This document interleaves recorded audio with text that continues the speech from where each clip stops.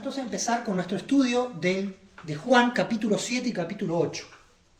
Ya hemos visto hasta el 6, ¿sí? Hemos dividido el Evangelio de Juan en porciones. La primera porción la llamamos Bereshit en el principio, Juan 1 y 2, ¿sí? La primera porción, los inicios.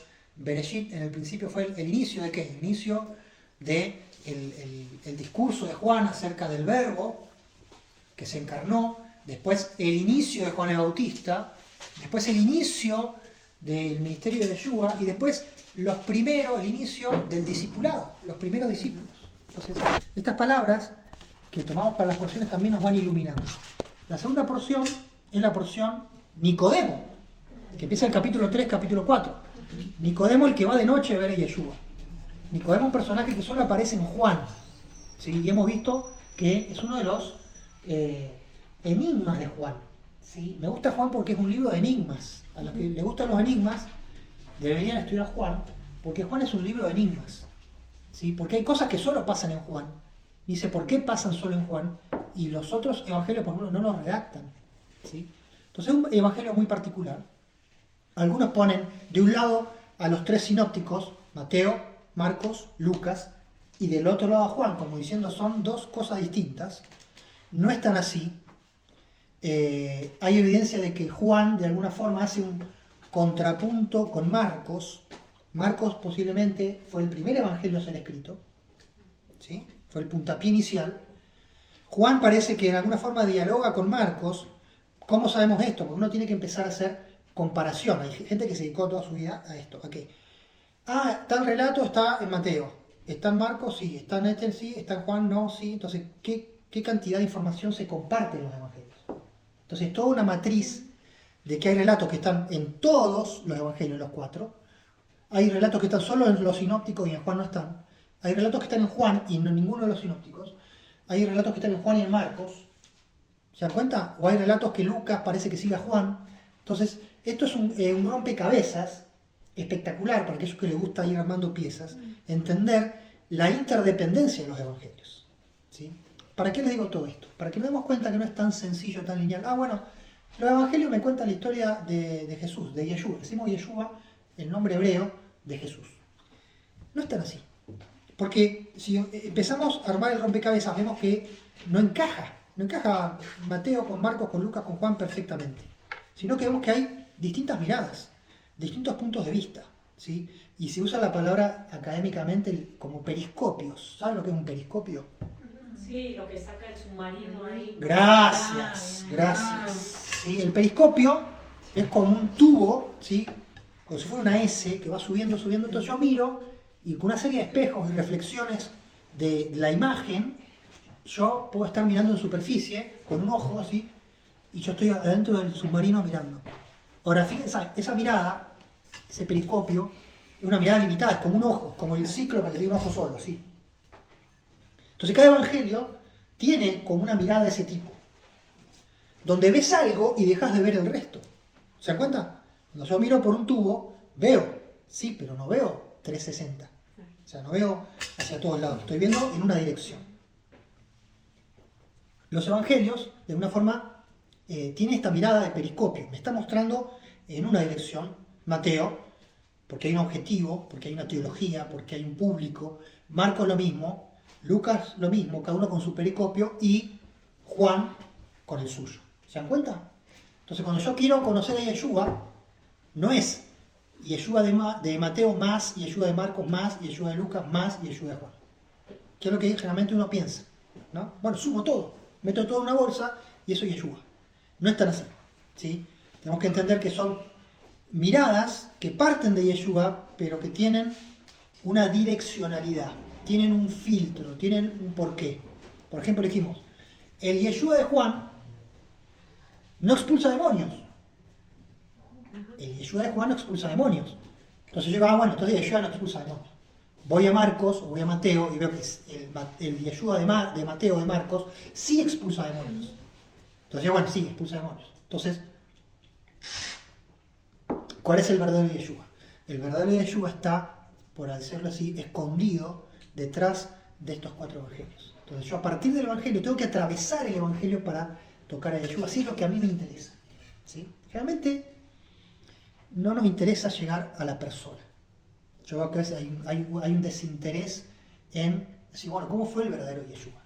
¿Sí? Bueno, el verdadero Yeshua es el del Evangelio, sí, pero somos conscientes de que hay miradas, somos conscientes que hay énfasis, ¿sí? Y que no podemos hacer una simple sumatoria, sino que tenemos que hacer como una deconstrucción de ese Yeshua, porque en Juan lo vemos patente. En Juan, Yeshua está mezclado con mensajes construidos sobre Yeshua, pero que son mensajes pastorales. Entonces, si yo digo, bueno, Yeshua habla como en Juan, yo tengo que llegar a la conclusión que Yeshua era un pastor evangélico. ¿Sí? Pero después quiero buscar lo mismo en los otros evangelios, voy a encontrar otro Yeshua. Entonces, ¿cómo hablaba Yeshua? Hablaba corto, con frases contundentes a la hebrea, o hablaba con largos discursos filosóficos como encontramos en Juan. ¿Sí? Posiblemente tengamos que encontrar un punto medio. Posiblemente tenemos que entrar a descubrir a la verdadera persona, si es que nos interesa. ¿Sí? Pero no podemos olvidarnos que atrás de todos los evangelios y toda la construcción bíblica hay una persona. Jesús de Nazaret. ¿Sí? Y nosotros estamos comprometidos con, en definitiva, con esa persona, con su legado y con lo que esa persona enseñó o dejó de enseñar. ¿Sí? Aunque en realidad generalmente estamos más vinculados con la palabra y cómo esa palabra se nos enseña en el lugar de fe al cual vamos. Iglesia, YouTube, lo que sea. Digamos. ¿Se dan cuenta? Y a veces dejamos de lado este aspecto de la persona. ¿También? Entonces, cuando estudiamos los evangelios, estudiamos muchas cosas, pero también no nos olvidemos de tratar de hacer contacto con Yeshua y conocerlo como él fue. Entonces, Nicodemo era la segunda porción, y fíjense, nos habla de persona, Nicodemo es un nombre propio. Y vamos ahí como que el foco va a personas puntuales, porque el Evangelio de Juan le da importancia a personas puntuales. Nicodemo tiene más importancia que muchos de los 12 apóstoles en Juan. La mujer samaritana tiene mucho más discurso que la mayoría de los 12 apóstoles en Juan. Después va a venir en capítulo 5 el paralítico. Después va a venir el ciego del capítulo 9. Va a estar la mujer adúltera del capítulo 8. Y todas esas personas que son, digamos, en principio desconocidos, que no son del grupo principal de Yeshua, son protagonistas. Son personas que declaran su fe, son personas que son claves, y el que lee Juan es llamado a seguir a esas personas. Sé como Nicodemo, sé como Natanael, capítulo 1, ¿sí? Que hace la primera declaración mesiánica de Yeshua. Entonces, el Evangelio de Juan, habíamos visto que el Evangelio de Juan busca hacer foco y busca ecualizar. El Evangelio de Juan le da protagonismo a personas que en principio eran menos importantes. En capítulo 11 Lázaro va a tener todo un capítulo para él, María y Marta. Pero los 12 apóstoles en el Evangelio de Juan aparecen muy poco. ¿Sí? Entonces, ¿hay una intencionalidad en eso? Sí, es el periscopio, es la mirada que Juan nos quiere mostrarnos a Yeshua solo, principalmente solo, y a las personas que son las personas que van a creer en él, que son bendecidas. ¿Sí? Los otros evangelios nos van a mostrar a un Yeshua quizás más, entre comillas, digo, real, siempre rodeado de apóstoles. En realidad no apóstoles, sino discípulos, seguidores, ¿sí? De mujeres. No es que Yeshua andaba solo, no es que Yeshua era un solitario, pero el Evangelio de Juan nos va a querer hacer contacto con un Yeshua solitario, por un motivo. ¿Se dan cuenta? Entonces, esto del periscopio, esto de la mirada como unidireccional, es para que nosotros podamos enfocarnos en detalles de Yeshua. Como si uno lo mira de frente, el otro te lo mira de costado, el otro del otro costado y el otro de espalda. ¿Se dan cuenta? Si yo lo miro de frente, veo la cara. Si lo veo de costado, le veo la oreja. ¿Sí? Le veo la silueta. Y le veo de atrás, le veo el pelo. Entonces me enfoco en detalles de Yeshua, de su ministerio, de su personalidad, pero yo tengo que entender que son miradas parciales. Entonces, la porción Nicodemo apunta a la importancia de las personas. Después viene la porción Betesda, capítulos 5 y 6. Ahí vemos el milagro en Betesda. ¿Sí? Hemos visto que el Evangelio de Juan tiene muchos datos arqueológicos. Algunos dicen, no, el Evangelio de Juan es pura teología. Es muy pastoral, muy teológico. Lo es. pero a su vez es el que brinda más datos arqueológicos. ¿Y para qué sirve esto? Para saber que está hablando de cosas concretas y reales que existieron. Porque si no, la tendencia de muchas personas dice, bueno, no existió. No existió, si solamente la Biblia habla de Yeshua. Entonces Yeshua no existió. Y así podemos decir que no existió nada, ¿no? Pero habla de Betesda, que tiene 5 pórticos. No estaba obligado a decir que tenía 5 pórticos, pero lo dice. Y cuando va un bendito excavador y excava, encuentra los 5 pórticos. Entonces, hay un fondo de realidad, hay una dinámica de realidad, ¿sí? Otra cosa que hace Juan, y lo encontramos en Betesda, es hablarnos de las fiestas bíblicas, de las fiestas de Israel, las fiestas nacionales de Israel, que son Pascua, panes sin levadura, primicias, Pentecostés, ¿qué más? Enramadas o tabernáculos, Yom Kippur, el día de perdón, y nos falta trompetas, ¿sí? Por ejemplo, la porción que empieza ahora, que es capítulo 7 y 8, la hemos llamado Sukkot. Sukkot es tabernáculos, ¿sí? Que dice Juan 7. ¿Alguien que pueda leer? Capítulo 7 de Juan, versículo 1. Después de estas cosas andaba Jesús en Galilea, pues no quería andar en Judea, porque los judíos procuraban matarle. Estaba cerca la fiesta de los judíos, la de los tabernáculos. Bien, entonces, por algo, ¿sí? El evangelista, habíamos dicho al principio que nosotros nos reservamos o nos sumamos a este misterio. No hay en ningún lado donde diga que el apóstol Juan escribió el Evangelio de Juan. Es la tradición que dice que el Evangelio de Juan es del apóstol Juan. No está escrito. ¿Sí? Lo que está escrito es que nadie dice nada hasta que en un momento aparece un tal discípulo amado. Discípulo amado, de acá para allá. A lo último, este discípulo amado parece que era de familia sacerdotal, era amigo del sumo sacerdote. Ya hemos visto que en Juan hay muchas referencias a temas sacerdotales. Uno de ellos, las fiestas bíblicas, ¿sí? Fundamental para alguien de clase sacerdotal, porque las fiestas bíblicas estaban en el calendario del templo, y Juan, en el Evangelio de Juan encontramos mucha mención a fiestas bíblicas. Es más, el Evangelio de Juan quiere que nosotros percibamos a Yeshua, lo entendamos a Yeshua con el telón de fondo de las fiestas bíblicas. Pregunta, ¿esto es judaizante? Pregunta quemarropa. No. Porque te Sí. está mostrando lo que era el mundo de él en ese momento, o sea, la realidad de él. ¿Está bien? Entonces, hablar de fiestas bíblicas no es judaizante, porque la Biblia es de las fiestas bíblicas, ¿sí? Porque es el contexto original. Jesús celebraba. Entonces, acá vemos en Juan, otro de los enigmas de Juan, que acá es de las tantas cosas que tiene el Evangelio de Juan a favor, por decir así, una de estas que nos muestra una vida o un ritmo de vida más real de Yeshua, porque nos muestra a Yeshua yendo a Jerusalén, capítulo 2, andando por Galilea, capítulo 1, yendo al Jordán, capítulo 1, a verse con Juan el Bautista, pasando por Samaria, capítulo 4, en la boda de Caná en Galilea, capítulo 2, capítulo 5 vuelve a estar en Jerusalén, capítulo 6 vuelve a estar en Galilea, capítulo 7 está en Galilea y se acerca una fecha y vamos a leer que los hermanos le dicen, che, se acerca la fiesta de Sukkot, anda, subí a Jerusalén y de paso da a conocer tus obras. Entonces, nos muestra una dinámica que era común en Israel. Subir a la fiesta, subir a Jerusalén 3 veces al año. Para Pascua, para Pentecostés y para tabernáculos, ¿sí? Porque eso era mandamiento de la Torá, ¿sí? Entonces, los evangelios sinópticos nos muestran a un Yeshua que estuvo siempre en Galilea hasta que hace la subida a Jerusalén y es la última, la única y la última. Porque va, hace la entrada triunfal, dice lo que tiene que decir y muere en la cruz. ¿Se dan cuenta? Entonces, si uno se queda con los sinópticos, Yeshua no iba nunca a Jerusalén. Claro. Solo una sola vez. ¿Está bien? Claro. ¿Es lógico? No. La única excepción que tenemos es Lucas diciéndonos que de niño, a los 12 años, fue a Jerusalén. ¿Se dan cuenta?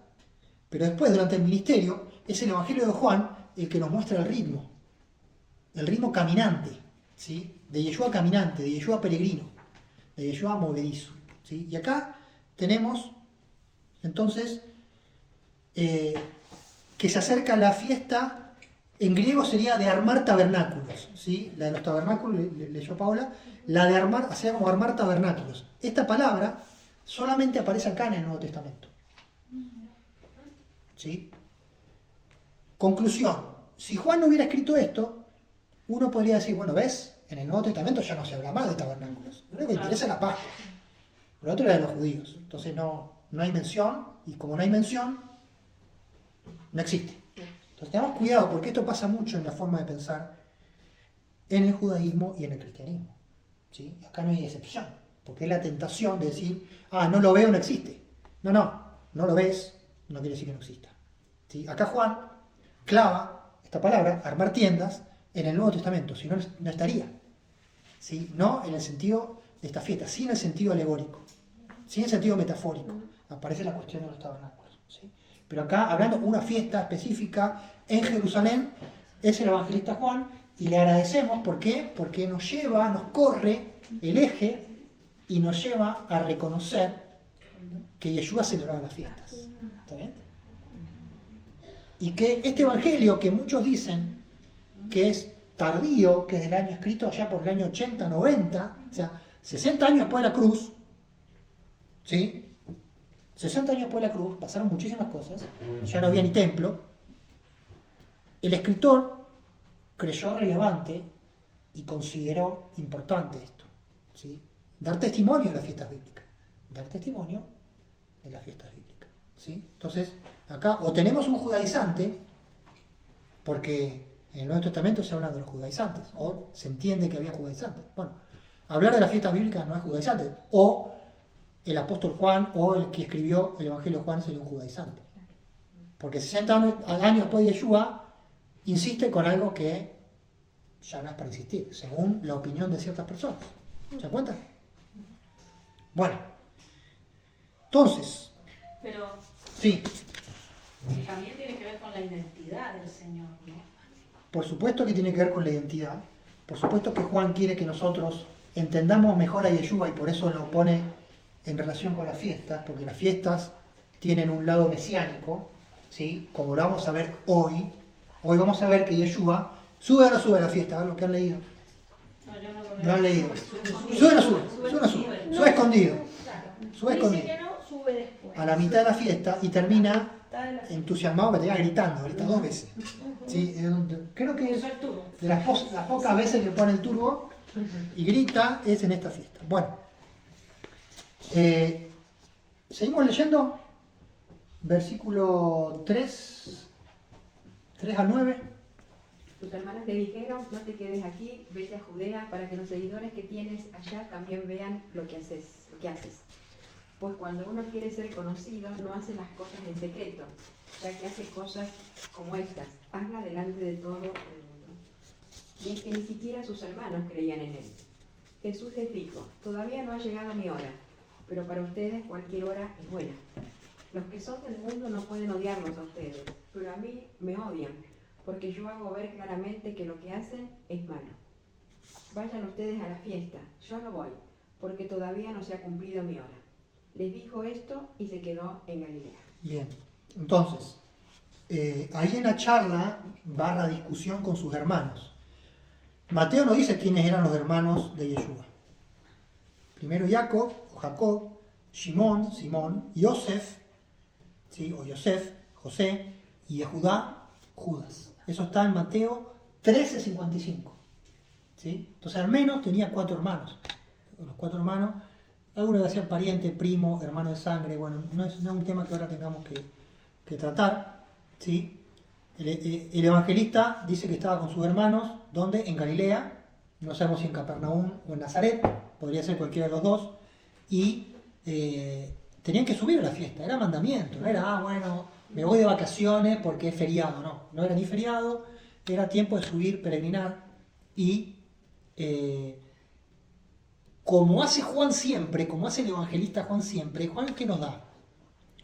Nos da pequeños incidentes muy concretos, muy reales, muy terrenales, ¿sí? Acá dice que estaba en Galilea y que hay una charla de hermanos. Todo esto es muy, muy real, es fácil imaginarnos. Estaban en una mesa charlando y discutiendo, no sé qué estarían tomando y comiendo, pero sí es una escena muy terrenal. Esto es lo que Juan nos da. Siempre el puntapié, fíjense, el puntapié inicial es algo terrenal. Unas bodas en Caná, sí, el otro abajo en la higuera, el otro tirado al lado del estanque Betesda, en una barca, acá en una mesa, en la casa, y de ahí salta y termina en un mensaje filosófico, espiritual, eterno de Yeshua.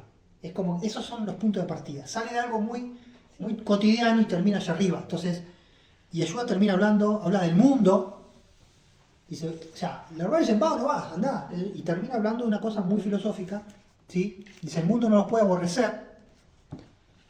Pero a mí me aborrece porque yo te doy testimonio. Entonces, ahí hay una cuestión que nos quiere mostrar.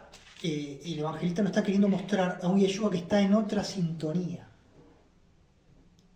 a un Yeshua que usa otras categorías, que los hermanos le hablan de subir a una fiesta y él está hablando del mundo, pero no es el mundo, es ir a Jerusalén a la fiesta, y Yeshua va a la fiesta después y están las multitudes, pero el evangelista nos quiere llevar a ciertas categorías y que entendamos a Yeshua como que en este doble nivel, siempre vamos a encontrar una cristología o una teología baja y alta. Yeshua está comiendo con los hermanos, Yeshua está caminando, pero Yeshua también es el Hijo de Dios, el que da testimonio del mundo. Y ese Yeshua de allá arriba es un Yeshua solitario. ¿Se acuerdan que yo hablé de ese Yeshua de allá arriba? Es solitario, porque en su rol es él y el Padre. Como vamos a leer, no vamos a cansar de leer los capítulos 7 y 8. El Padre me envió, yo hablo lo que dio el Padre da testimonio conmigo. Yo doy testimonio a mí mismo, pero es verdadero porque el Padre está conmigo, etcétera, etcétera. Y es muy redundante en esto, el relato, y nos está mostrando a un Yeshua en dos niveles, y una teología en dos niveles. Esto es otro de los enigmas de Juan. Podemos estar en un Yeshua terrenal, ¿sí? En relatos totalmente concretos, inclusive verificables, porque son datos reales, y a su vez tenemos un Yeshua filosófico o espiritual, que habla en otras categorías, ¿sí? Que pasa a hablar del mundo, porque acá se introduce la palabra mundo, cosmos. ¿Sí? El cosmos no los puedo odiar, pero me odia a mí. ¿De qué cosmos estamos hablando? Yo pensé que se refería a la gente cuando habla de mundo. No, el mundo, la palabra mundo o cosmos tiene varias acepciones. Por ejemplo, cuando los judíos dicen, miren, todo el mundo se va tras él, ahí está hablando de las personas que estaban ahí. ¿Sí? Nosotros decimos, bueno, a todo el mundo le gusta el mate, por ejemplo. Entonces estamos haciendo una generalización usando la palabra mundo.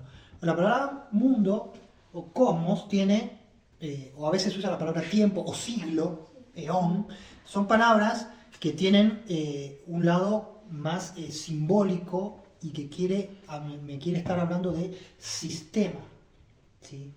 O como el mundo espiritual o el mundo sin Dios o el presente siglo malo, como va a decir el apóstol Pablo, ¿sí?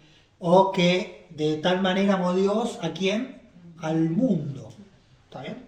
Entonces, cada vez que aparezca esta palabra hay que calibrarla. Puede estar hablando de personas, ¿sí? Puede ser esta categoría un poco más espiritual y abstracta, ¿sí? Que me habla del sistema mundo. Nosotros hoy en día hablamos del sistema, ¿sí? Cuando hablamos de conspiración, ¿sí? Hay un sistema, hay un orden mundial. Entonces todo esto, no améis al mundo. No améis al mundo no es no améis a las personas del mundo, porque la palabra nos llama a amar a las personas. Pero primera Juan, fíjense que en la escuela de Juan son los escritos de Juan, Evangelio, las 3 cartas y Apocalipsis. Primera Juan dice, no améis al mundo ni las cosas que están en el mundo. ¿Y qué están las cosas que están en el mundo? El deseo de los ojos, el deseo de la carne y la vanagloria de la vida. Si alguno ama al mundo, el amor del Padre no está en él. El mundo pasa y sus deseos.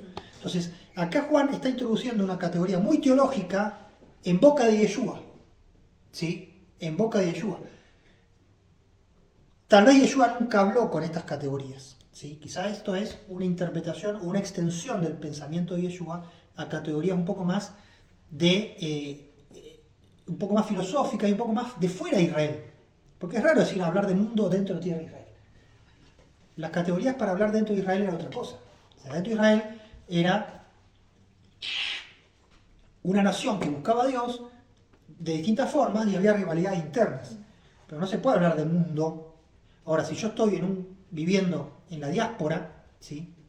es más lógico, como nos pasa a nosotros. Nosotros vivimos en un sistema que no está basado por las escrituras.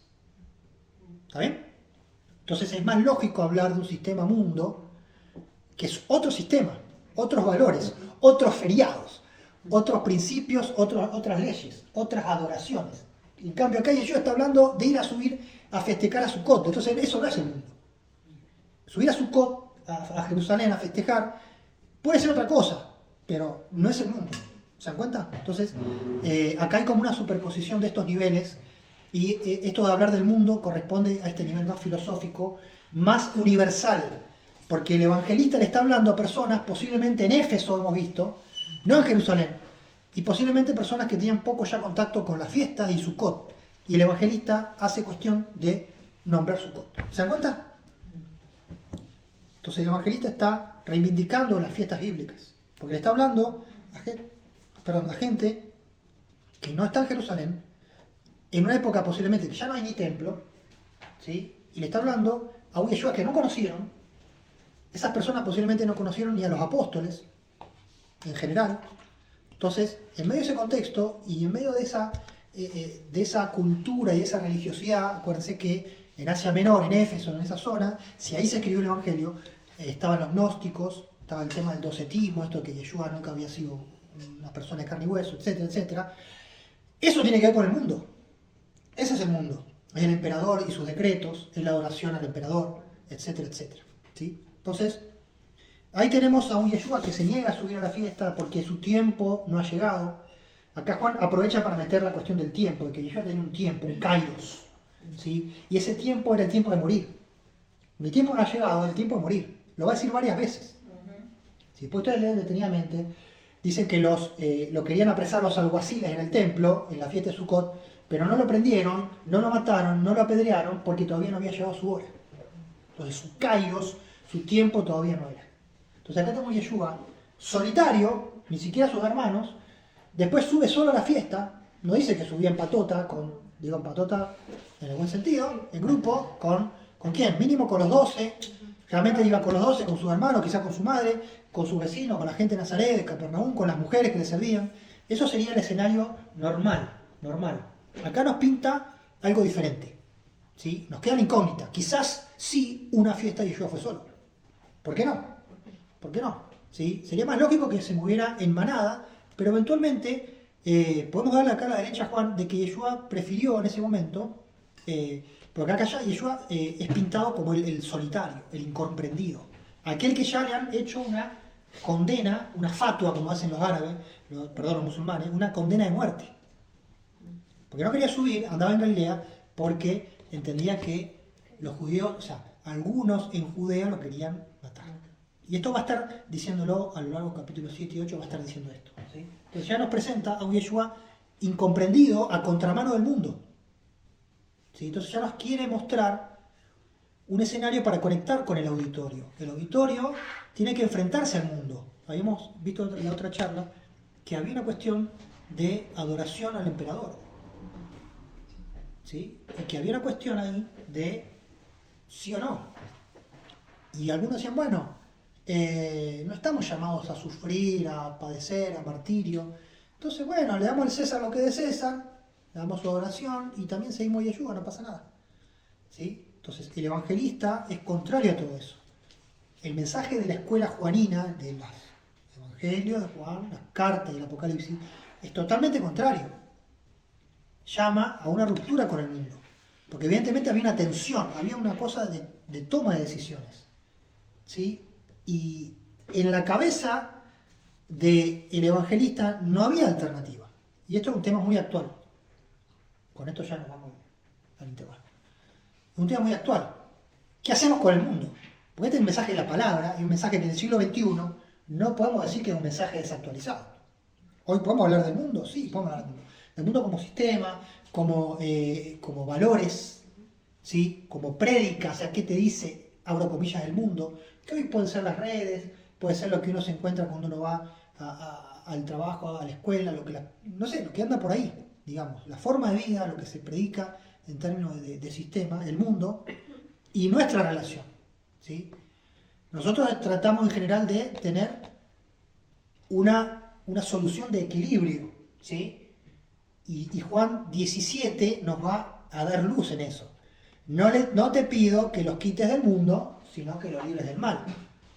No son del mundo, pero están en el mundo. Fíjense cómo ese tema atraviesa el Evangelio de Juan. Acá ya empieza a tirarlo y el Apocalipsis ya va a ser algo de todo o nada. ¿Se dan cuenta? En un escenario extremo donde se pinta una necesidad de cortar con el mundo.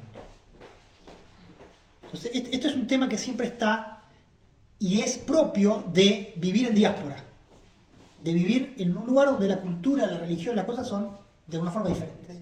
¿Sí? Eso no es propio de cuando el pueblo vivía en su tierra, el pueblo de Israel con su tierra, con su fe, ¿sí? Eran otros problemas, pero no este. Acá era enfrentarse con el sistema. Y vemos cómo la Biblia nos da más de una solución. ¿Sí? La Biblia nos da más de una solución. Porque la Biblia, en Apocalipsis nos dice, bueno, cortar relaciones, o es el mundo, o la marca de la bestia, o sea, te vas con el sistema, o sos un antisistema, pagar las consecuencias, inclusive la muerte. Después el apóstol Pablo dice, bueno, el que no trabaja no coma. O sea, no es que vos, con tal de estar fuera del sistema, no hagas nada, porque tu prioridad es estar fuera del sistema. No, trabajá. Porque ¿qué pasó? Muchos querían estar fuera del sistema, dejaron de trabajar, total viene Yeshua, la venida era inminente, y se produjo un problema social y de distinto tipo, porque había personas que no trabajaban y no se ocupaban de nada. Llevaban la vida hippie. Entonces, ahí el apóstol Pedro dice, no, bueno, pará. ¿Sí? Trabajemos, colaboremos, paguemos los impuestos. Pará, yo le voy a pagar el impuesto al sistema. ¿Se dan cuenta? Y Pablo dice, sí, pagar al sistema. Y sí, bancate al soldado romano porque está puesto por Dios para poner orden. Wow. ¿Cómo? Entonces, Pablo está haciendo un punto de equilibrio con el sistema. Porque en la teología de Pablo veía cómo usar el sistema a favor del reino. ¿Sí? Pablo decía, yo soy ciudadano romano, voy a aprovechar mi ciudadanía romana, como alguno puede tener ciudadanía europea, lo que sea, voy a aprovecharlo, me voy a servir del sistema, del mundo, voy a servir del mundo, de los barcos, del comercio, de un montón de cosas, a favor. ¿Por qué? Porque Pablo pensaba que el mundo, el sistema, podía caer a los pies de Yeshua. Entonces, Pablo decía, dejemos que los romanos gobiernen y nosotros le conquistamos el corazón. ¿Está bien? Por eso él se esfuerza por ir, él cuenta a los romanos, no deje nada, no sé qué, sin predicar y todo. Él tenía esa visión, esa utopía. Ahora, muere Pablo, muere Pedro, muere Santiago, y posiblemente este evangelio refleja una realidad posterior, donde esa utopía finalmente no se cumple, al menos en el tiempo del primer fin del siglo I. Fin del siglo I tenemos una etapa oscura, tenemos persecución, tenemos dificultad, tenemos Jerusalén destruida, no hay templo, hay un hormiguero de religiones que empiezan a influir, a infectar el entendimiento de Yeshua. ¿Se dan cuenta? Entonces ahí hay un avance del mundo sistema hacia la fe. Entonces el equilibrio que propone Pablo ya no existe o no sirve. Entonces la escuela juanina va a mostrar otra cosa, ¿no? Poner una barrera, aislate, una estrategia más de gueto, ¿sí? Entonces esto es nuestro gran, no sé cómo decir la expresión, nuestra gran crisis actual, ¿sí? La encrucijada, ¿sí? Más cercanía, menos cercanía, aislamiento completo, inmersión completa. ¿Se dan cuenta? Y son decisiones que quizás en cada época tengamos que regular, porque todas tienen sus consecuencias, ¿no? Entonces, no en vano a lo largo de la historia muchas comunidades se aislaron. Si ustedes ven, desde los monjes precatólicos, ya de los primeros padres, muchos eran ya ascetas y se retiraban del mundo. ¿Por qué? Porque siguen la escuela de Juan. Y después tenemos la escuela moderna, no, al contrario, vayamos al mundo, ¿sí? Todas las misiones y todas las iglesias que hoy vemos que son totalmente integradas y funcionales al sistema, ¿sí?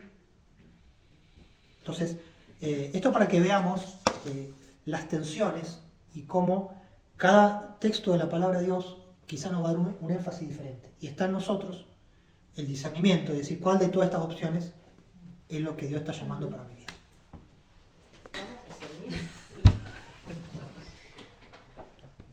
Bueno, entonces, seguimos. Acá habla esto de la fiesta de los judíos, y Yeshua dice, no subo a esa fiesta, o ese festival. La palabra en griego, cuando Yeshua dialoga con los hermanos, festival, es una palabra interesante, solamente para remarcar, esta palabra festival aparece en Mateo 2 veces. Vamos con las estadísticas. En Marcos, estaban ya esperando, ¿qué pasó que no hay estadísticas? Estás en capítulo 7. Capítulo 7. O sea, hay que apurarse.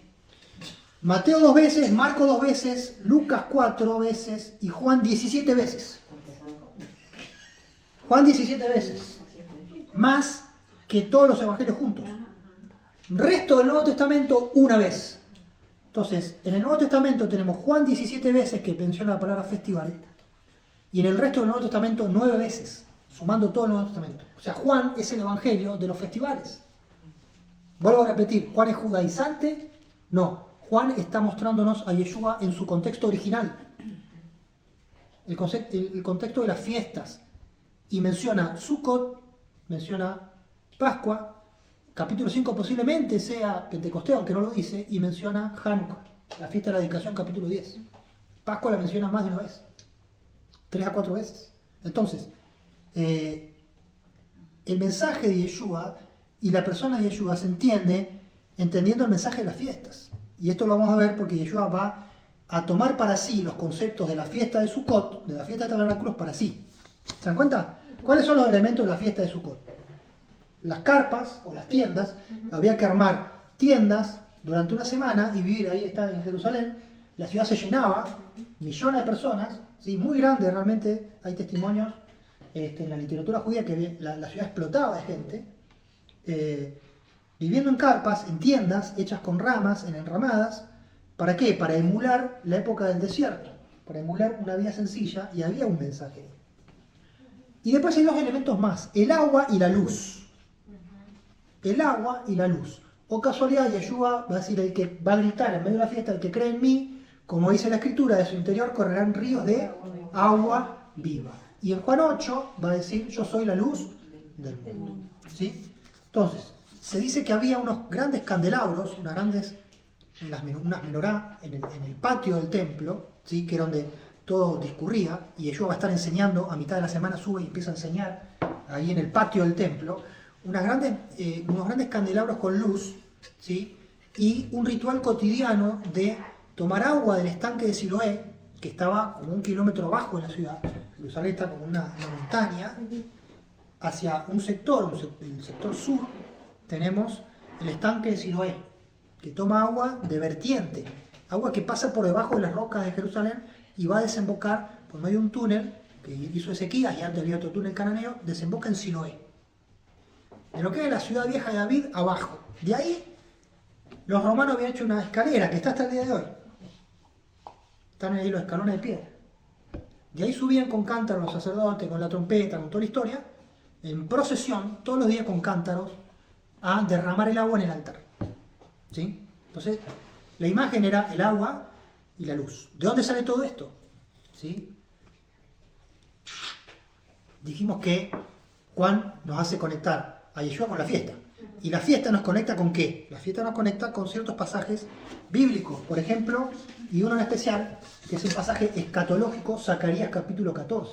¿Sí? No solamente Zacarías 14, sino otros como Deuteronomio 11 o Isaías 12. Por ejemplo, vamos en orden.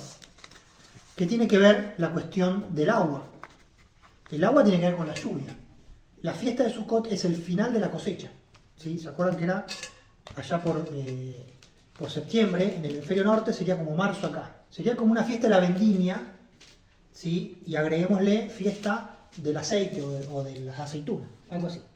El fin de la cosecha, el fin de la temporada. Y había oración por lluvia. ¿Por qué había oración por lluvia? Fíjense lo que dice Deuteronomio 11. Deuteronomio 11:11. La tierra a la cual pasan para tomarla, o sea, la tierra de Canaán, le está diciendo, no es como la tierra de Egipto. La tierra de Egipto, el agua la sacabas del Nilo, y hacías acequias y canales, y tenías el agua del Nilo. Siempre tenías agua, salvo que el Nilo quedara seco. Y ahí, chao. Acá no tenés un Nilo en Canaán, no hay un Nilo, un río Nilo. Es tierra de montes y de vegas, que bebe las aguas de la lluvia del cielo, tierra de la cual Jehová tu Dios cuida, siempre están sobre ella los ojos de Jehová tu Dios, desde el principio del año hasta el fin. ¿Para qué están abiertos los ojos? Para mandar lluvia. Si obedecen cuidadosamente a los mandamientos, amando a Jehová, sirviéndole, etcétera, con toda su alma, yo daré la lluvia de vuestra tierra a su tiempo, la temprana y la tardía, y recogerás tu grano, tu vino y tu aceite. Vino y aceite es Sucot, porque se cosecha vino y aceite para la fiesta de tabernáculos. Daré hierba para el campo, para tus ganados, Y si no haces eso, si no obedeces, ¿sí?, se va a encender el enojo de Jehová contra ustedes y se va a cerrar el cielo y no va a haber lluvia y la tierra no va a dar fruto. Entonces, hay como un contrato de Dios con Israel, que es el contrato de la tierra, ¿sí?, hablando en términos espirituales y en términos de autonomía, donde la lluvia la manda Dios y no está garantizada. O sea, la lluvia depende del comportamiento del pueblo. Esta es la visión de Deuteronomio y esta es la visión que hace que en la fiesta de tabernáculos se ore por lluvia y se lleve el cántaro para agradecer el agua que Dios manda. ¿Está bien? Entonces, fíjense la importancia. Esto tiene otros pasajes más espirituales. Obviamente el agua se espiritualiza. El bautismo en agua, ¿sí? Y Yeshua grita, dice, el que cree en mí, como dice la Escritura, de su interior correrán ríos de agua viva. Esto dijo hablando del Espíritu Santo. ¿De dónde sacó Yeshua? ¿Dónde está escrito? ¿Sí? Por ejemplo, Isaías 12. Isaías 12 es un pasaje también profético. Y acá vemos una cuestión escatológica. En aquel día, Isaías 12, que es un cántico, Isaías 12 es un capítulo chiquitito, 6 versículos, y dice, he aquí, Dios es mi salvación, me aseguraré y no temeré, es mi fortaleza y mi canción, Ja Jehová, que ha sido salvación para mí. Sacarán con gozo aguas de las fuentes de salvación. Y dirán aquel día futuro, ¿sí?, escatológico, cantad a Jehová, aclamad su nombre, haced célebres en los pueblos sus obras, recordad que su nombre es enaltecido, cantad salmos a Jehová, porque ha hecho cosas magníficas, sea sabido esto por toda la tierra. ¿Sí? Regocíjate y canta, oh moradora de Sión, porque grande es en medio de ti, ¿quién? El Santo de Israel. El Santo de Israel. Entonces, se dan cuenta cómo el agua, en esto de Juan, estos dos niveles, pasa de ser la oración por lluvia a ser también sinónimo de la salvación de Dios, de la abundancia de Dios, de la presencia de Dios en medio del pueblo. ¿Sí? Una presencia que salva, que liberta. En términos de Isaías, es que los liberta de los imperios que los rodean y los amenazan, los liberta de la incredulidad, de la pobreza, de los malos gobernantes, de todo. ¿Para qué? Para que Israel sea un pueblo consagrado a Dios. Para que sea un cosmos diferente, para que Israel sea un mundo diferente. Esa es la visión en el tiempo de Isaías. Claro. En el tiempo de Isaías todavía está la opción, la posibilidad de que Israel sea una isla espiritual en medio del mundo y que sea luz de las naciones. ¿Sí? Entonces, hacia ahí van, hacia ahí oran, hacia ahí piden, y el agua, la fuente de salvación, que quiere decir que en Jerusalén y en Israel va a estar la presencia de Dios a partir del templo, a partir del sacerdocio, a partir de un rey, un ungido, un Mesías, un rey, conforme al corazón de Dios, a partir de profetas que profetizan, a partir de un pueblo que obedece, y entonces Dios bendice y hay salvación. ¿Sí? Ahora, si eso no pasa, es todo lo contrario. ¿Sí? No hay lluvia, el pueblo es idólatra, van a los lugares altos, hacen en el basurero de Jerusalén, que era el valle del hijo de Hinnom, pasan a sus hijos por fuego, a Moloch, y todo es al revés, todo es oscuridad, todo es tiniebla, vienen los ninivitas y los conquistan. ¿Se dan cuenta? Entonces, ese es el contexto, y de ahí el evangelista va a ser el gancho, ¿para qué? Para... Perdón, mencionaste Zacarías 14. Y Zacarías 14. Ahí va a ser, entonces el evangelio va a ser el gancho a Yeshua como dador de esa agua, a Yeshua como la oportunidad que tiene Israel de llegar a esa utopía. ¿Sí? Finalmente Yeshua va a la cruz, Jerusalén es destruida, entonces en ese plano terrenal Jerusalén no alcanza esa utopía de ser esa isla espiritual. ¿Sí? Y queda solamente la cuestión espiritual y de la diáspora. ¿Sí? De que cada comunidad en la ciudad que sea trate de que la salvación se manifieste en su medio y tengan agua espiritual en medio del mundo. ¿Sí? Zacarías 14 es un capítulo profético que habla del día de Jehová. El día de Jehová, la batalla final, Armagedón, todo lo que tiene que ver con lo apocalíptico. Antes del Apocalipsis estaba Zacarías 14. ¿Sí? El Apocalipsis se basa en algunos capítulos del Antiguo Testamento, entre ellos Zacarías.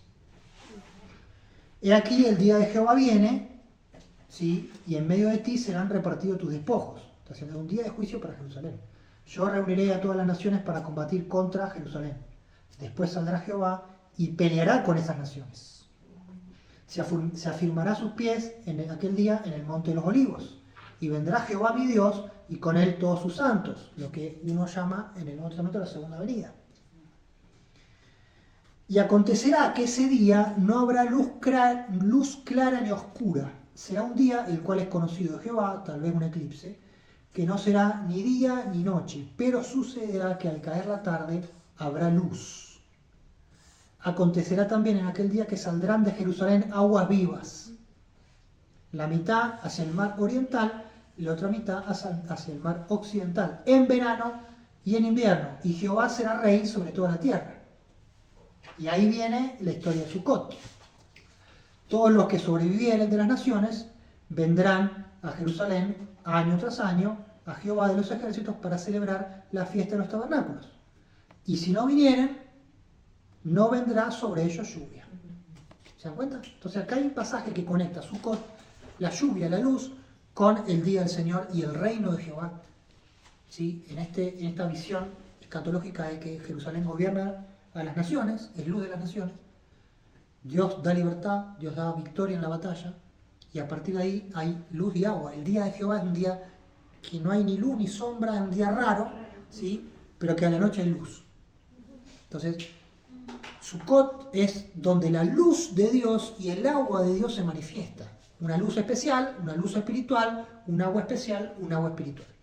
Y este aquí que son los dos discursos que vamos a encontrar en Juan 7 y Juan 8. Alguien que lea Juan 7, 37.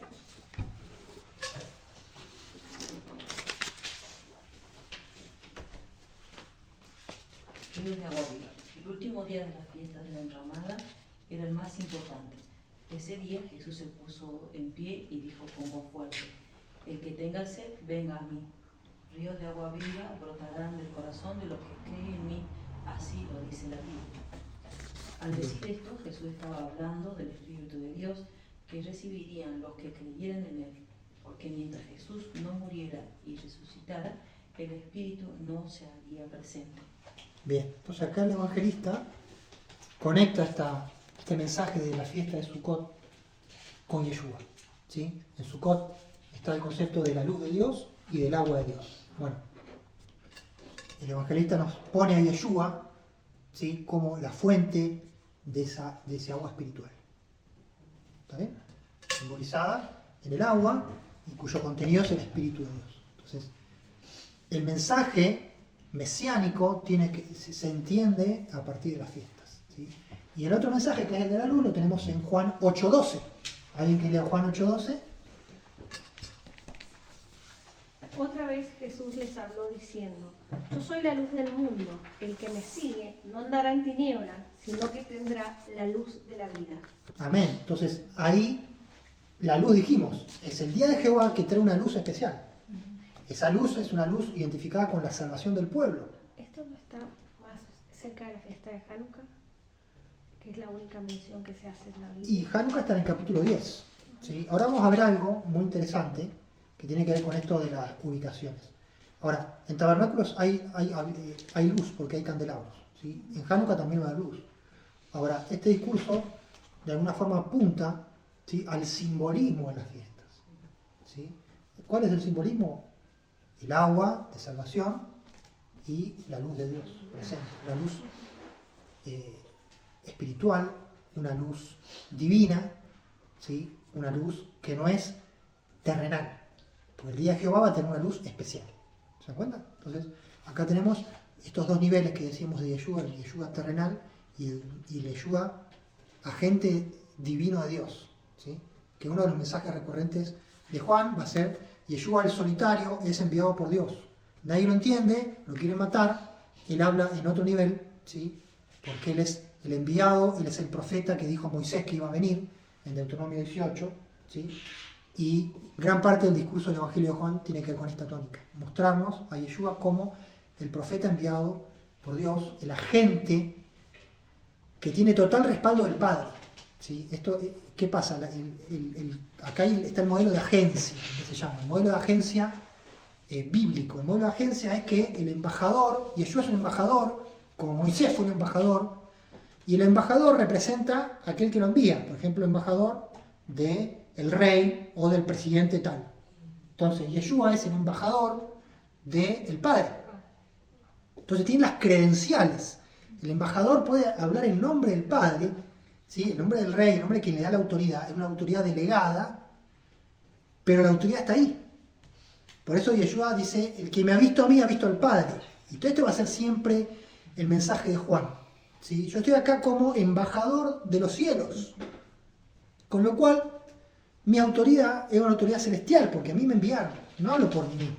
Entonces se va a cansar el apóstol Juan, o el escritor de Juan, de decirlo y de machacarnos en los largos discursos que van a... Tenemos capítulo 7, capítulo 8, ya pasó antes en los capítulos anteriores y en los posteriores. ¿Está bien? Entonces, ¿cuál es la imagen? La imagen es la del embajador, ¿sí? Que tiene las credenciales del que lo envió y que habla no lo que se le ocurre, sino que habla palabra de vida eterna, porque habla lo que el Padre le mandó decir y el Padre le mandó hacer. ¿Se dan cuenta? Entonces, este es el mensaje del Evangelio de Juan. Un embajador, ¿sí? Y que tiene autoridad de embajador. Bien, entonces, hay algo acá muy interesante. Voy a pasarlo rapidito, que si ustedes van al capítulo 7 van a encontrar a la multitud. Juan, en el Evangelio de Juan encontramos algo correcto, y es que había una muchedumbre en la fiesta de Sukkot.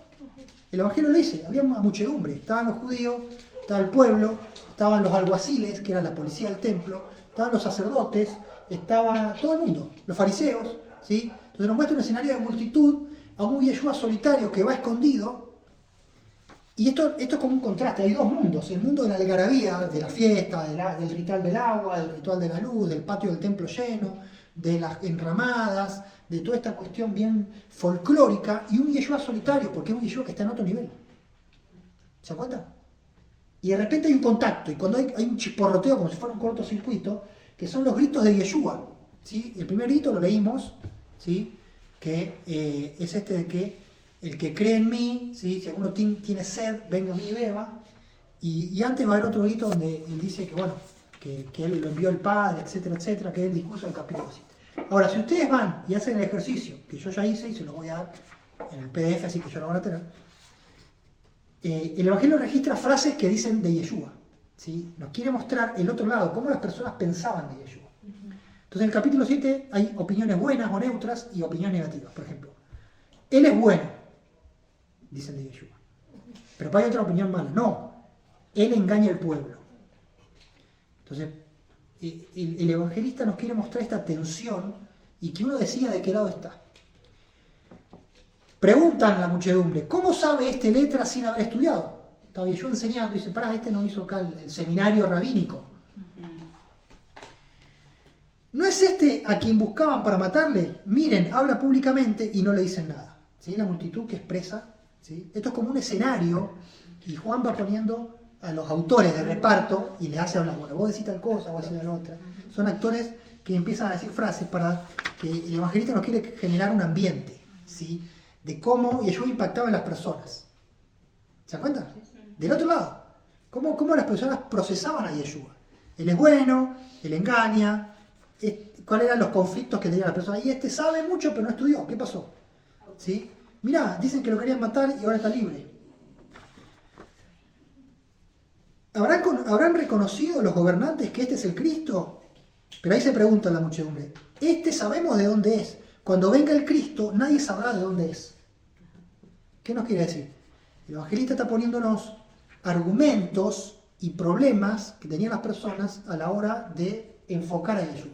Por ejemplo, nos está diciendo que gran parte del pueblo entendía que cuando venga el Mesías nadie iba a saber de dónde es. Y a eso el capítulo 7 pone un discurso y Yeshua dice, ustedes conocen de dónde soy, que soy un Galileo, pero no conocen de dónde viene mi padre. ¿Se dan cuenta? Entonces va a ser todo un juego y un discurso para responder estas preguntas, medio como retóricas, ¿sí? Y esto es interesante porque después va a decir otras personas, acá estos dicen que el Mesías nadie va a saber de dónde viene. Y después otros dicen, de Galilea va a venir el Cristo. ¿No dice la Escritura que del linaje de David y de la aldea de Belén, donde era David, ha de venir el Cristo? Entonces, unos pensaban que nadie iba a saber de dónde viene el Cristo y otros pensaban que el Cristo iba a venir de Belén. ¿Se dan cuenta? Y en el mismo capítulo, las personas dicen estos argumentos. Acá es como si el evangelista está recuperando todo lo que él escuchó de las distintas opiniones y está haciendo todo como una gran ensalada de opiniones diversas que, de alguna forma, busca confrontar de que, en definitiva, siempre va a haber algún argumento o alguna excusa para no creer en Yeshua. ¿Está bien? Si es Galileo, porque es Galileo; si no es Galileo, porque no es Galileo; si es acá, porque es acá; si no estudió, porque no estudió; si estudió, porque estudió, etcétera, etcétera. Y Juan no busca entrar en esa menudencia. Por ejemplo, es muy llamativo que Juan no dice nada acerca de Belén. Mateo y Lucas nos dicen los relatos de la tradición del nacimiento de Yeshua, y estoy haciendo entre comillas con los dedos. Hay una tradición, que es el relato de Mateo y de Lucas, que no lo vamos a estudiar ahora, pero que merece todo un análisis. Y acá está mencionando la aldea de Belén, pero al evangelista acá no le interesa esta profecía.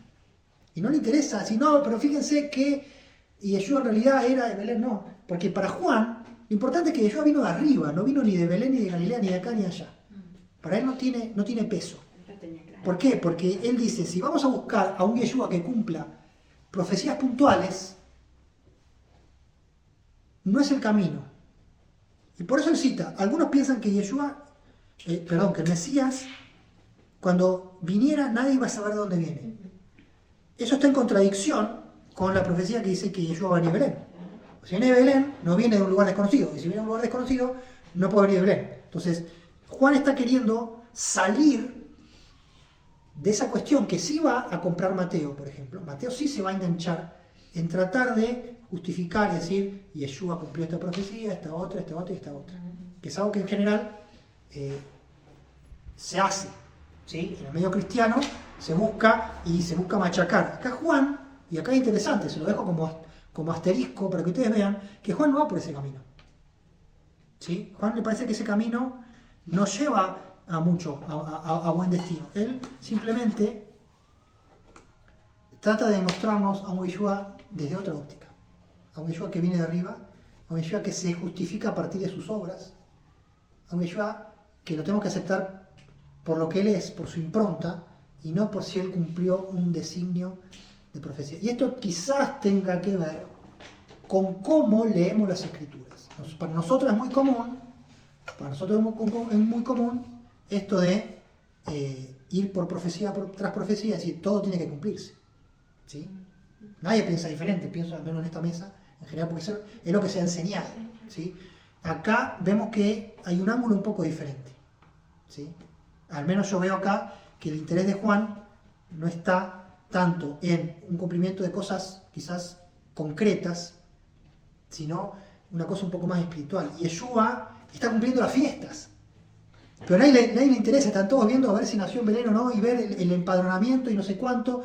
Y acá el Yeshua de Juan es alguien que está navegando por las fiestas, dándole sentido a todo lo que, a toda esta cosa más abstracta, más de utopía, más de anhelo, más de cumplimiento, desde otro lado. ¿Se dan cuenta? No desde lo concreto, de lo puntual, sino desde una cosa un poco más fluida. ¿Sí? Él es la luz del mundo. Él es el agua viva. ¿Sí? Él es el Cordero de Dios. Y así, yo soy, yo soy, yo soy, yo soy. ¿Quieren saber cuántos yo soy hay? 7 no son. ¿Será? Los yo soy del capítulo 8, 7 veces, me encantó. El verbo, ya te digo, el verbo que tiene que ver con soy, o yo estoy siendo en griego, ¿sí? Esta primera persona se usa en Mateo 14 veces, volvemos a la estadística. 14 veces en Mateo. ¿Sí? No empecé rápido. Calma. Yo soy, o yo soy, o estoy diciendo, pero no que hable de Yeshua. ¿Sí? Por ejemplo, puede estar diciendo Juan el Bautista, o otro.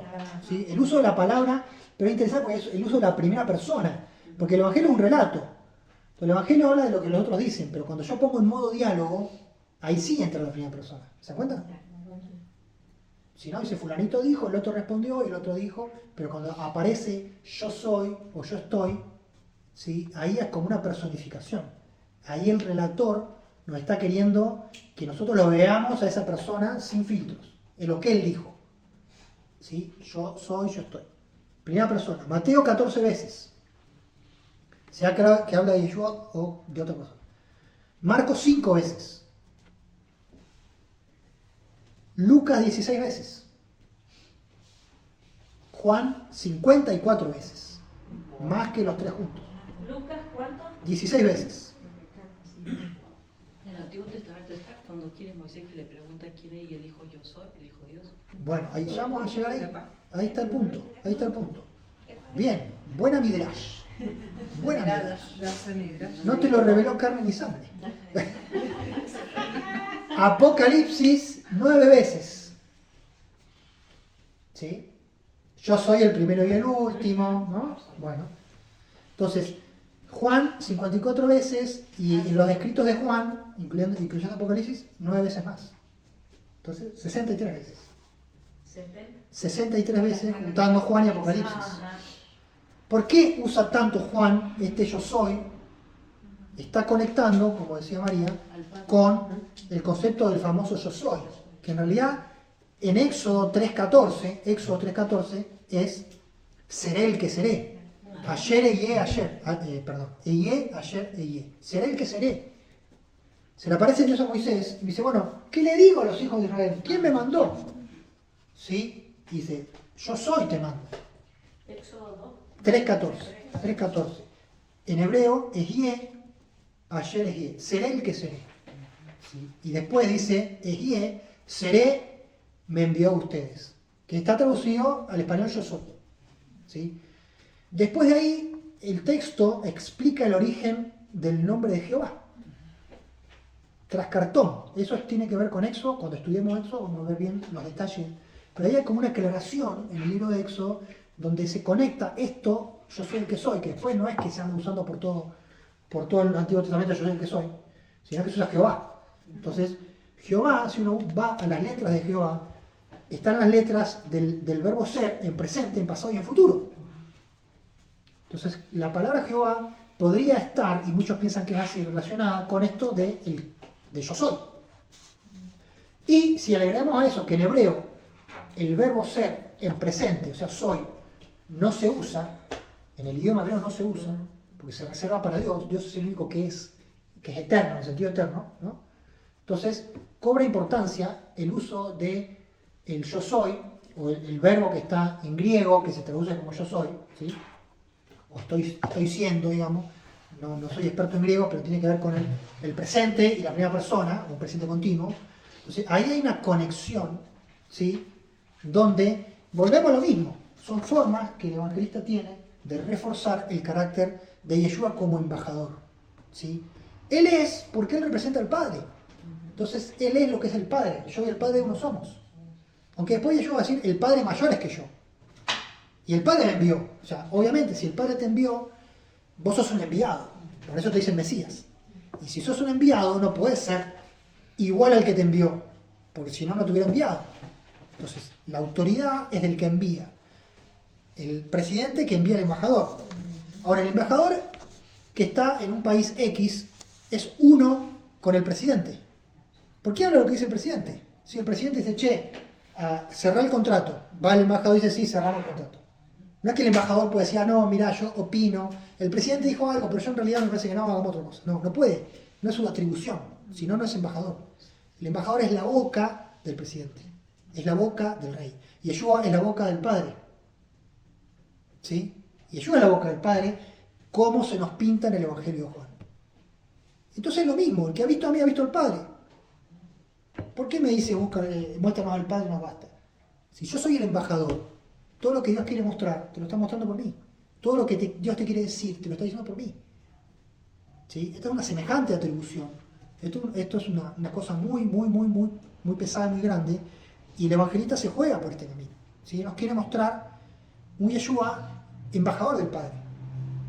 Por eso va a decir hijo, porque el hijo tiene una afinidad natural. ¿Sí?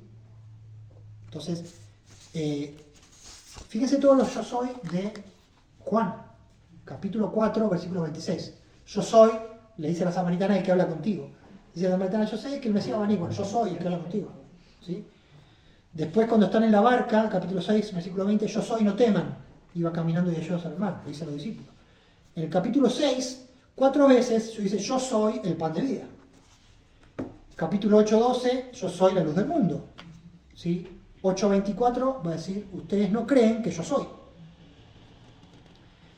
Va a terminar el capítulo 8, antes que le quieran tirar algunas piedras, antes que Abraham, yo soy. 9:5, de nuevo, luz soy del mundo.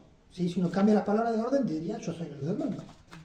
Yo soy la puerta, Juan 10. Yo soy la puerta, Juan 10. Yo soy el buen pastor. Juan 10, hijo de Dios soy yo. Juan 11, yo soy la resurrección y la vida. Juan 13, tienen razón porque lo soy, que soy maestro y señor. Ustedes dicen que soy maestro y señor y es verdad porque lo soy.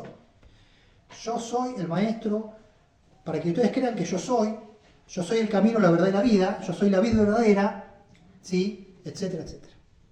Entonces, acá hay un mensaje fuerte del Evangelio de Juan de conectar, como dijo María, Juan con Yeshua con Éxodo 3:14. ¿Está bien?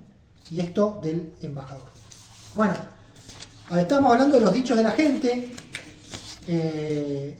Después lo vean. ¿Sí?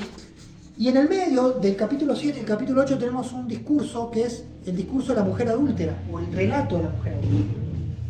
De 7:53, que alguien que lea 7:53, ¿sí? Que algo que es una profecía que se va a cumplir dentro de un rato. Cada uno se fue a su casa. Ahí está. ¿Viste? Lo dije. Se va a cumplir dentro de un rato esta profecía. Disculpa, bueno, el que tiene espíritu de profeta, bueno. Yo sé que esta palabra se va a cumplir dentro de un rato. Cada uno se fue a su casa. Y dice el texto, ¿qué dice? Y Yeshua se fue al monte de los olivos, al día siguiente volvió, fue al templo, enseñaba, escribía con el dedo en tierra, otro de estos datos de color de Juan. ¿Y qué pasa? ¿Qué dice el relato? ¿Qué dice el relato? Vienen unos escribas y fariseos y le traen una mujer.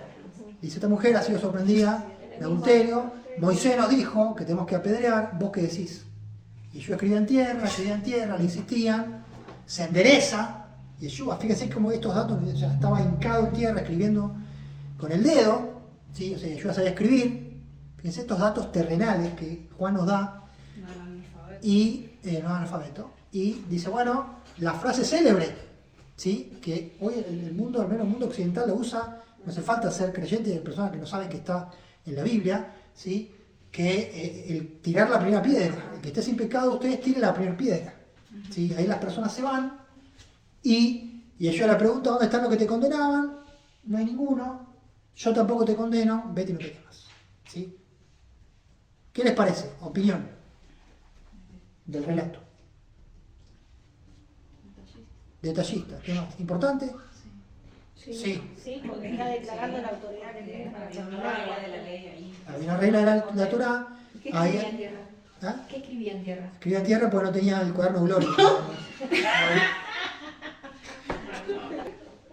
Tenemos entonces acá el relato de Yeshua escribiendo, y escribiendo vienen los escribas. Es la única vez que se menciona escriba en el Evangelio de Juan. Es la única vez que se habla del Monte de los Olivos en el Evangelio de Juan. Y entonces el relato no va a hablar de un Yeshua que confronta, ¿no? La ley de Moisés está confrontando a los testigos, a la calidad de los testigos, y está de alguna forma haciendo el foco en la misericordia y en esto que dijimos que es uno de los mensajes de Juan, que es el énfasis en un Yeshua que está interesado en las cosas que pueden ser, en lo bueno que pueden ser, no tanto en la cuestión técnica, ¿sí? Por ejemplo, en el capítulo 9, ¿quién pecó? ¿Este o su padre? No me interesa si pecó o no pecó, me interesa que esto es una posibilidad, una puerta para que las obras de Dios se manifiesten en el ciego. Acá es lo mismo, acá la oportunidad es, vete y no peques más. Hay una oportunidad de cambio a partir de la misericordia de Yeshua, ni yo te condeno. Cuando vamos a Betesda, capítulo 5, también le dice, no peques más, que no te venga algo peor, ¿se acuerdan? Al que toma su lecho y se va. Entonces, este es el énfasis que encontramos en el Evangelio. Ahora, este pasaje es muy famoso, pero es famoso por otro motivo. Y con esto terminamos. Se llama, en medio en latín, el pericope adulterae. Pericope adulterae. Pericope tiene algo de periscopio, esta visión o relato puntual, adulterae, al pasaje de Juan 7:53 al 8:11. 12 versículos, que es el relato de la mujer adúltera, que solamente aparece en Juan, pero que es muy llamativo, ¿sí? Por eso primero quise que habláramos del relato en sí. Es un relato muy interesante, es confrontativo, hace pensar, tiene esta frase célebre, ¿sí? Que creo que es una máxima y un patrimonio de la humanidad, ¿no? El de tirar la piedra, y esta cuestión de que traducido en otras palabras de Yeshua es, en vez de ver la paja en el ojo ajeno, mirar la viga en tu ojo, más o menos lo mismo. Dicho todo esto, tenemos que decir que hay mucha polémica en este relato porque es de inclusión tardía en el Evangelio. ¿Cómo qué? ¿Por qué? Hasta el siglo IV ningún manuscrito de Juan tiene este pasaje. Hasta el siglo IV ningún manuscrito encontrado tiene este pasaje. A partir del siglo IV y el V aparece este pasaje. Para agregarle más misterio, aparece en distintos lugares dentro del Evangelio. Nosotros hemos hablado que Yeshua dice que Él es la luz del mundo y es el agua de vida, o que va a traer el agua de vida. Y este pasaje está en el medio de los dos. Entonces pareciera ser que antes, Juan 8:12, cuando Yeshua dice yo soy la luz del mundo, estaba pegado con el final del capítulo 7. Y el discurso de Juan 8 es dentro de la fiesta de Sukkot. Y se inserta este relato puntual que es muy diferente. El griego es diferente, la forma de redactar, hay palabras nuevas que no aparecen en el Evangelio, la redacción. Habla de escriba la única vez que habla en todo el Evangelio. El Evangelio de Juan habla mucho de los judíos, pero usa otras palabras, usa muchos judíos, fariseos, sacerdotes, alguaciles, pero nunca habla de escribas. Y este relato sí. Juan no habla del Monte de los Olivos, pero este relato sí, siendo que en el Monte de los Olivos pasaron cosas mucho más importantes. ¿Sí? Es llamativo. Los primeros manuscritos no lo tienen. Inclusive aparece en un manuscrito de Lucas. Aparece insertado en Lucas. ¿Sí? Entonces, hay un relato diferente. No termina con un discurso de Yeshua largo. Los discursos de Juan realmente empiezan con algo así, bien de este estilo, y después terminan con un discurso más largo. Acá Yeshua solamente dice, ni yo te condeno, es muy al estilo de los sinópticos. Bueno, desde ya le digo, esto no quiere decir que la historia es falsa, esto no quiere decir que esta historia no tenga que ver con Yeshua. Lo que estamos diciendo es que en los manuscritos aparece tardíamente. ¿Sí? ¿Y por qué se los traigo a la luz? Una, porque creo que nosotros, como estudiantes serios de la Escritura, tenemos que saberlo. Si algo que sucede, ¿sí? No para decir, bueno, la historia ya no es válida o no puedo enseñar o no, sino para que entendamos que muchas veces nosotros pensamos que, bueno, el evangelista de Juan escribió de punta a punta, empezó en el capítulo 1, terminó en el 21, lo entregó, se hizo fotocopia o se imprimió, ¿sí? Gutenberg imprimió y se entregó. No fue así. Pero no fue así, los otros evangelios tampoco quizás. Pero en Juan se ve más claramente las etapas de edición y que, como muchos textos bíblicos, fueron fragmentos que se fueron uniendo. Fueron bloques que se fueron cosiendo, se fueron ordenando y dieron lugar a un evangelio. ¿Sí? A nosotros nos puede causar algo de fastidio o de enojo, como diciendo, yo creía en una Biblia, abro comillas, bien hecha. ¿No? Porque una Biblia inspirada por Dios no puede tener estas cosas. El problema nuestro, ¿sí? El problema nuestro, que no entendemos historia y no nos interesa la historia y preferimos una realidad de plástico. De todo hecho. ¿Sí? Preferimos la realidad de plástico, preferimos la religión a seguir un movimiento, preferimos un Mesías de plástico y no el Yeshua concreto y real.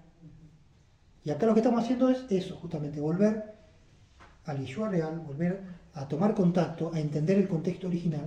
Y acá tenemos un texto que aparentemente se insertó tardíamente. ¿Sí? Esto no lo hace un mal pasaje o lo hace que sea algo que es contrario. ¿Sí? Simplemente nos arroja luz de algo que la propia Biblia ya advierte. Fíjense. No, Lucas, no dijo. En un manuscrito de Lucas se encontró. No tengo la información en dónde se insertó. Okay. El Apocalipsis, ¿cómo termina el Apocalipsis? El Apocalipsis termina un río de agua viva, todo muy bien, pero termina con una maldición. Yo testifico que todo aquel que oye la palabra, si alguno añadiera estas cosas, Dios traerá las plagas que están escritas en este libro.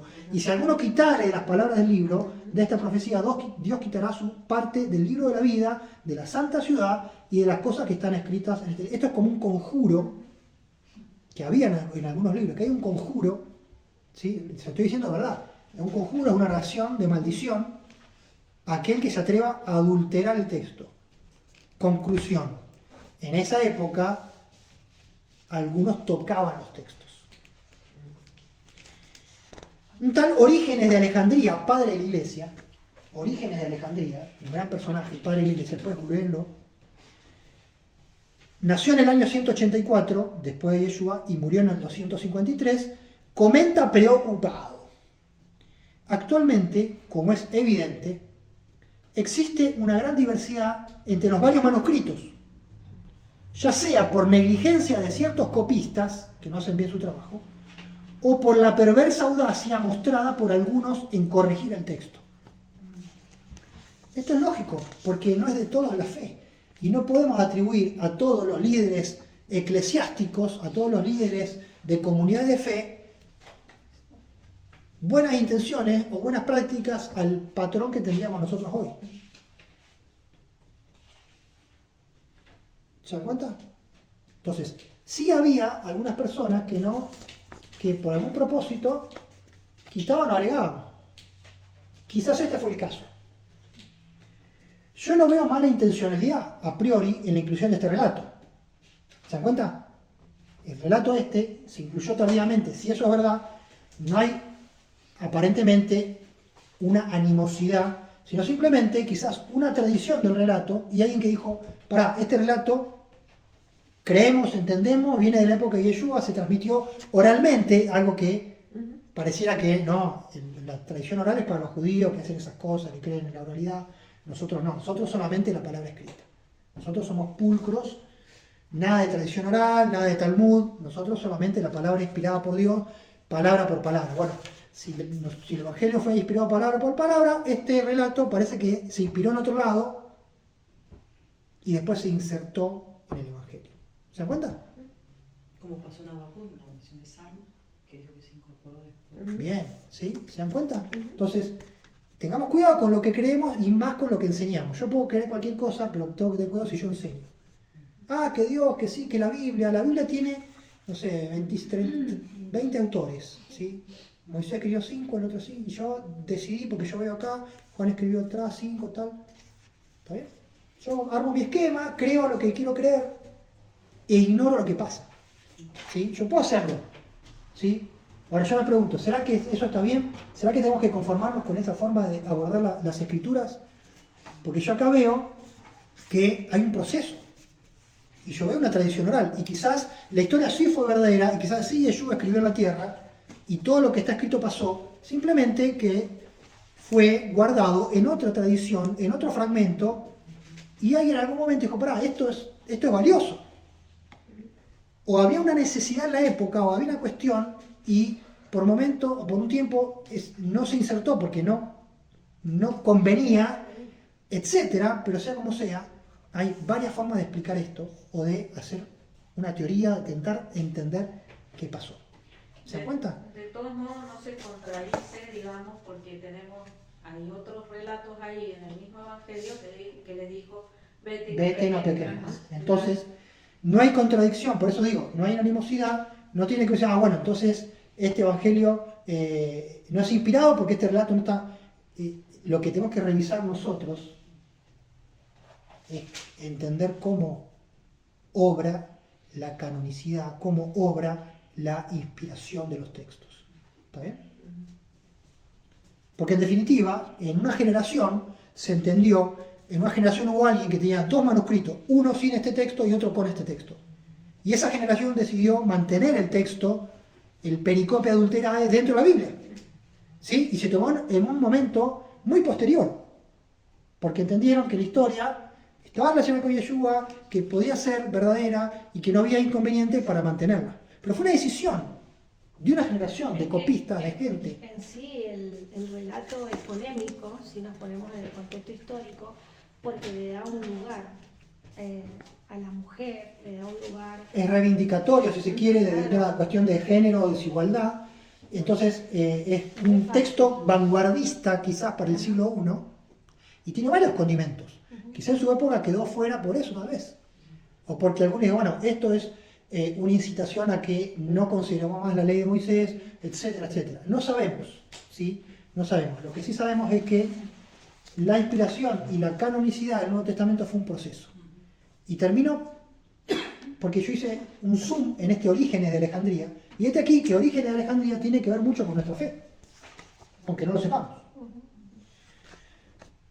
Orígenes es la principal fuente de información sobre el uso de los textos o de los manuscritos que luego fueron canonizados como Nuevo Testamento. La principal fuente. No fue Dios que dijo por medio de un ángel, estos 27 libros son el Nuevo Testamento. No pasó. ¿Sí? ¿Cómo sabemos que el Nuevo Testamento es este y no es otro? ¿Sí? ¿Cómo sabemos? Bueno, la fuente principal es Orígenes de Alejandría, alguien totalmente desconocido.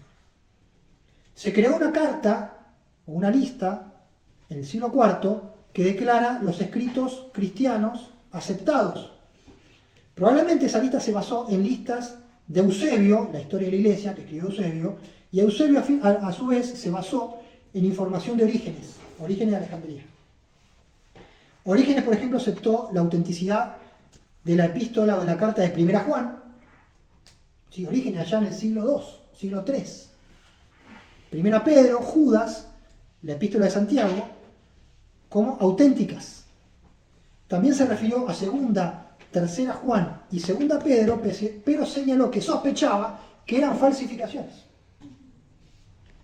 O sea, que no había sido ni Juan ni Pedro quienes escribieron las cartas. ¿Sí? No que las cartas eran contrarias o el contenido, sino que no era su origen, que dice que 2 y 3 Juan no escribió Juan y 2 Pedro no la escribió Pedro. ¿Se dan cuenta? Y posiblemente Juan no escribió el relato de la mujer adúltera. Está en la misma categoría. No quiere decir que sea malo, que sea una cuestión, simplemente que es un acervo de literatura y después en un momento dado esa literatura se empieza a canonizar. Cuando se escribió nadie estaba pensando en canonizar 3 Juan o 2 Pedro. Simplemente era una carta. ¿Está bien? Orígenes pudo haber considerado otros escritos como inspirados, que después no fueron considerados inspirados, por ejemplo, la epístola de Bernabé, el pastor de Hermas o Primera Clemente. ¿Sí? Orígenes no es el creador de la idea del canon bíblico, pero ciertamente da los fundamentos filosóficos y de interpretación literaria para la noción de canon. ¿Está bien? Así que esto es un baño de realidad a través de este pequeño relato de la mujer adúltera que nadie esperaba, porque íbamos a hablar de la situación, de escribir en tierra, etcétera, etcétera, y terminamos hablando de esto, que creo que es relevante, porque de alguna forma pone en foco la formación del canon, la formación del Nuevo Testamento, las ediciones, que no hay una sola mano, que hubo generación a generación, que fue un proceso difícil, que hubo algunos malintencionados, ¿sí? Y que fue necesario una depuración, y que fue necesario decir, bueno, este sí y este no, porque nosotros hoy no tenemos en el canon ni Primera Clemente, ni Pastor de Hermas, ni la Epístola de Bernabé. No quiere decir que sean escritos oscuros o que enseñen cosas, pero por algún motivo se llegó a la conclusión de que no podían estar en el canon. ¿Se dan cuenta? Entonces, todo esto, ¿para qué lo traigo a la mesa? Para que nosotros entendamos la importancia de reconstruir el contexto original de los escritos. Porque vamos a encontrar mayor luz, aunque sea un proceso difícil, aunque sea un proceso que, bueno, yo preferiría para mí un evangelio donde está todo en la misma. ¿Sí? No necesito lidiar con esto que recién en el siglo IV, y toda esta confusión, todo este ruido, ¿sí? No lo necesitaba. Es más, a alguno le puede afectar en su noción de fe. Pero bueno, nuestra fe tiene que ser madura. Nuestra fe tiene que ser conforme a la realidad, no conforme a un sueño o a un idealismo que no existe. ¿Sí? A una realidad creada, a un final feliz, a algo lindo, para que todos creamos, esa burbuja, ¿sí? Que existe. Muchos están ahí. ¿Sí? Yo creo que si nosotros rompemos esa burbuja, nos deparamos con estas situaciones mucho más complejas, pero al final, yo creo que es mejor. ¿Por qué? Porque podemos entender a esas generaciones. ¿Sí? Podemos entender que Dios me bendice a mí por el que escribió el Evangelio de Juan, y también me bendice por aquel otro que guardó esa tradición que después alguien dijo, no, esto tenemos que meterlo de alguna forma, lo metemos en Lucas, lo metemos en Juan, pero no puede no estar. Y después se tuvo que decidir. ¿Se dan cuenta? Entonces, terminamos con esto. Este es el mensaje de la porción Sukkot, tabernáculos, y nos queda mucho por delante. Estamos llegando casi a la mitad del Evangelio. Ya hemos visto mucho acerca del perfil del Evangelio, y entonces estamos en condiciones de profundizar y de hacer preguntas. Así que yo los animo que sigamos leyendo, que estudiemos, que aprendamos a leer con el texto con una mirada más crítica. ¿Para qué? No para criticarlo, sino para profundizar, hacerle preguntas al texto. ¿Sí? ¿Para qué? Para conectar más.